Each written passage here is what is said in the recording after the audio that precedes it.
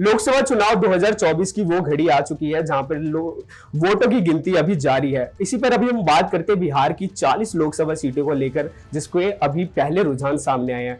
तो हमारे साथ इस पर बात करने के लिए भी मौजूद है आशीष जी। आशीष जी, अभी जो बिहार के पहले रुझान सामने आए हैं उनमें क्या देखा जा रहा है अभी?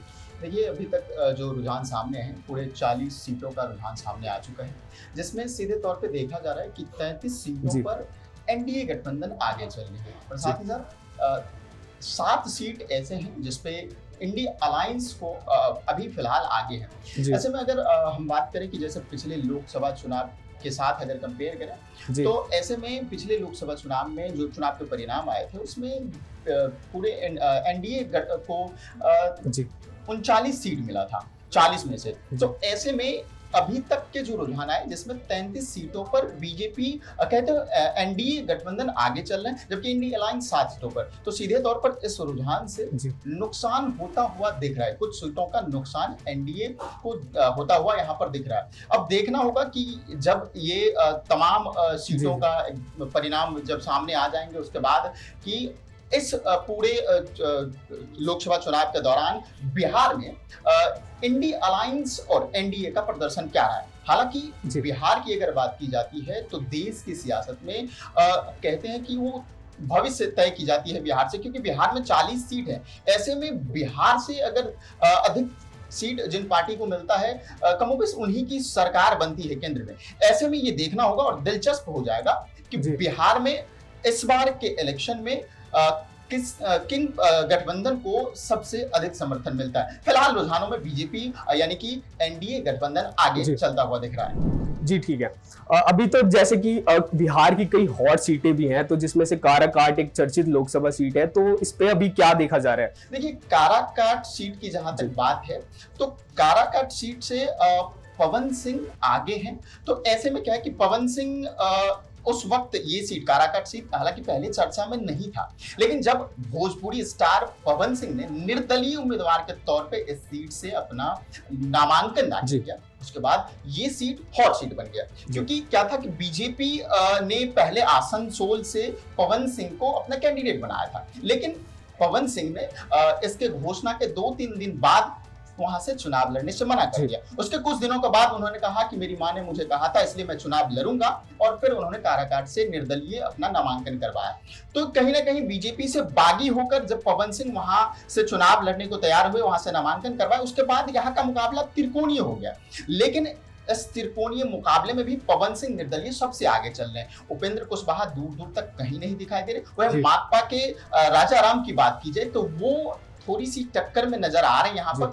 अब देखने वाली बात होगी कि क्या ये भोजपुरी स्टार काराकाट सीट को दिलचस्प बनाते हुए यहाँ पर उन्हें पटकनी दे पाएंगे या नहीं, ये देखना दिलचस्प हो जाएगा। लेकिन इस सीट को पवन सिंह ने पूरी तरीके से देश भर में हॉट सीट बना दिया।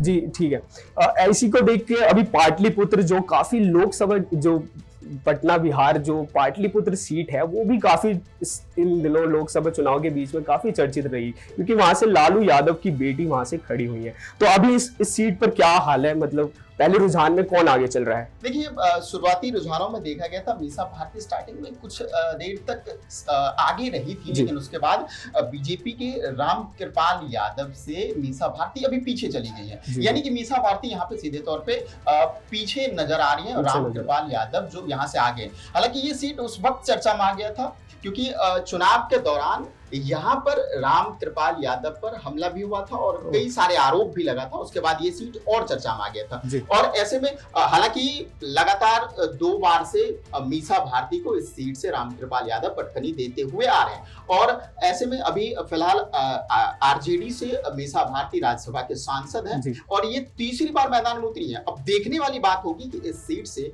मीसा भारती लगातार तीसरी बार हारती है या फिर इस बार खाता खोलने में कामयाब रहती है। बिहार की एक और सीट जो है काफी चर्चित रहती है, जो पूर्णिया है। पूर्णिया का जो लोकसभा सीट है वो भी काफी चर्चाओं में रहता है। तो अभी जो पहले रुझान आए यहाँ पर क्या उलटफेर देखने को मिला है या फिर यहाँ पर भी कुछ वैसा ही चल रहा है? देखिए, बिहार में क्या है कि क्षेत्र को अलग अलग तरह से बांटा गया है। आप जिस पूर्णिया सीट की बात कर रहे हैं वो सीमांचल क्षेत्र में आता है, यानी कि कोसी के दूसरी तरफ और नेपाल के बॉर्डर से सटे हुए इलाकों में से ये एक है। ऐसे में पप्पू यादव का वहां पर बोलबाला है। और अभी जैसे पप्पू यादव अपने इलेक्शन से ठीक पहले अपने पार्टी का विलय कांग्रेस में किए थे, उसके बाद कांग्रेस से टिकट नहीं मिलने पर पप्पू यादव पूर्णिया से निर्दलीय चुनाव के लिए खड़े हो गए।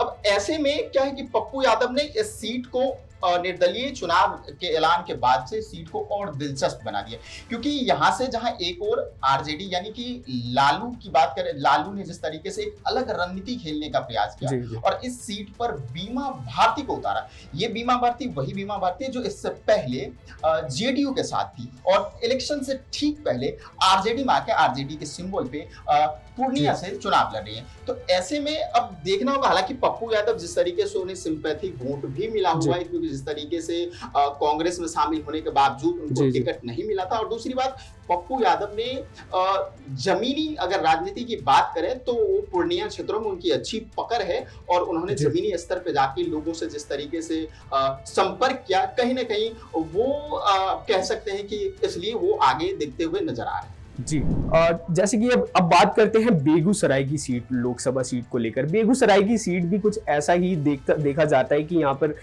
लोकसभा चुनाव के दौरान काफी प्रचार देखा गया और इंडिया गठबंधन और बीजेपी के बीच में भी काफी टक्कर देखने को मिली है। तो अभी जो पहले रुझान सामने आए हैं उसमें क्या हाल है यहाँ के? देखिए, बेगूसराय को बिहार का लेनिनग्राद कहा जाता है जी, क्योंकि यहाँ से हमेशा से लेफ्ट का वर्चस्व रहा है।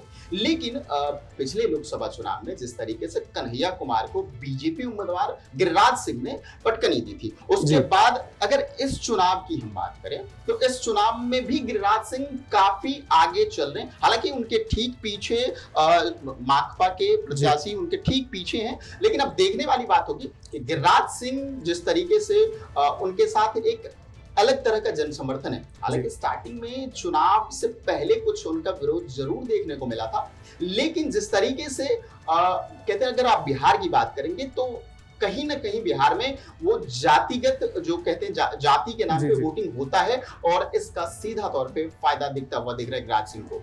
जी ठीक है। अभी देखिए, जो बिहार की एक और सीट है जो काफी चर्चाओं में रहती है, बिहार की जो सारण सीट है, यहाँ पे लोग अपनी तरफ से मतलब लोगों ने काफी ऐसा लगाया कि हमारे जो प्रत्याशी हम जो चुनने जा रहे हैं वो हमारे लिए कुछ करे। लेकिन जब ये रुझान सामने आ रहे हैं, पहले तो सारण की सीट से भी कुछ उलटफेर देखने को मिल रहा है। तो अभी जो सारण की जो पहला रुझान सामने आया उसमें क्या हाल है? नहीं, देखिए, सारण में उलटफेर का अभी तक कोई संकेत है नहीं, क्योंकि यहाँ से बीजेपी के जो उम्मीदवार है राजीव प्रताप रूडी, वो आगे चल रहे हैं। लालू यादव की दूसरी बेटी रोहिणी आचार्य, जो उनका डेब्यू मतलब आप कह सकते हैं कि पॉलिटिक्स में उनके एंट्री हुई है और वो पहली बार चुनाव लड़ी है। और ये वही रोहिणी आचार्य हैं जो उस वक्त टाइमलाइन में आई थी जब उन्होंने सिंगापुर में अपने पिता यानी कि लालू यादव को अपना किडनी डोनेट किया था। उसके बाद उन्हें टिकट मिला, यहाँ से वो चुनाव लड़ रही है, लेकिन लड़ाई में वो कहीं दिखती हुई नजर नहीं आ रही है।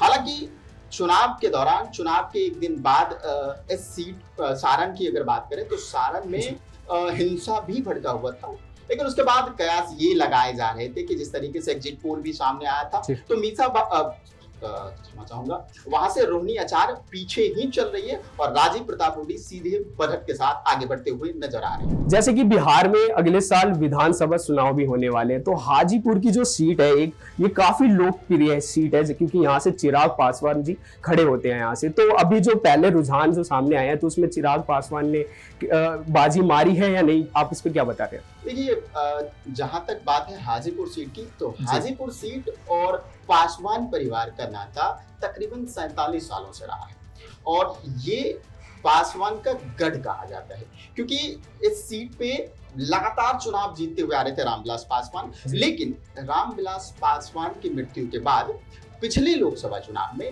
यहाँ से उनके भाई पशुपति पारस को टिकट मिला था और उन्होंने जीत दर्ज की थी। लेकिन जिस तरीके से फिर आपसी कलह हुआ और परिवार में खटपट हुई, उसके बाद पार्टी का जो लोक जनशक्ति पार्टी है उसका दो गुट बना, एक पारस गुट अलग हो गया, फिर रामविलास पासवान के बेटे का गुट अलग बना।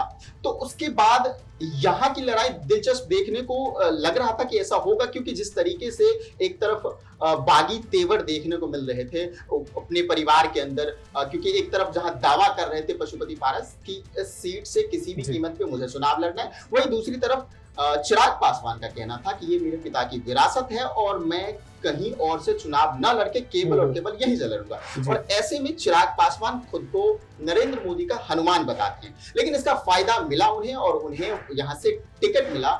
उसके बाद सीधे तौर पर जिस तरीके से पासवान का गढ़ रहा है, तो चिराग पासवान उसी तरीके से आगे बढ़ते हुए नजर आ रहे हैं और दूर दूर तक चिराग के टक्कर में अभी तक कोई नहीं दिख रहा है शुरुआती रुझानों में। जी जी, जैसे कि देख सकते हैं अब बिहार में शुरुआती जो रुझान निकल कर आए हैं उसमें एनडीए को काफी बढ़त भी मिल रही है। तो अभी बाकियों के जो रुझान अभी आने बाकी है, जिसके बाद से अंत में ही इसका फैसला हो पाएगा कि बिहार में एनडीए बाजी मारने वाली है या नहीं। अभी के लिए बस इतना ही, अभी दीजिए हमें इजाजत, वापस अभी लौटेंगे आगे के रुझानों को लेकर। नमस्कार।